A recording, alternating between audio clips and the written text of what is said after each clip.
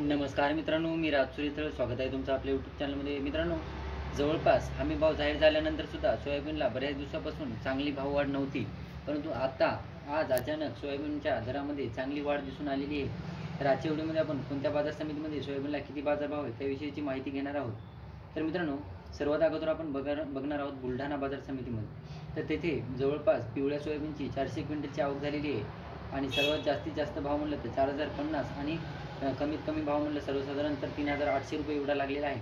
त्यानंतर नांदेड बाजार समितीबद्दल माहिती घ्यायची झाली तर 229 क्विंटलची आवक झालेली आहे आणि जवळपास 4210 रुपये क्विंटल एवढा जास्तीत जास्त भाव, तर 4165 रुपये एवढा सर्वसाधारण भाव लागलेला आहे. त्यानंतर बघायचं झालं तर बघणार आहोत आपण रिसोड बाजार समितीमध्ये 2525 क्विंटलची आवक झालेली आहे आणि 4300 रुपये एवढा जास्तीत जास्त भाव, तर 4050 एवढा सर्वसाधारण भाव लागलेला आहे. त्यानंतर मालेगाव वाशिम बाजार समितीबद्दल माहिती घ्यायची झाली तर 255 क्विंटलची आवक झालेली आहे आणि 4150 रुपये क्विंटल एवढा जास्तीत जास्त भाव, तर 4000 रुपये एवढा सर्वसाधारण भाव लागलेला आहे.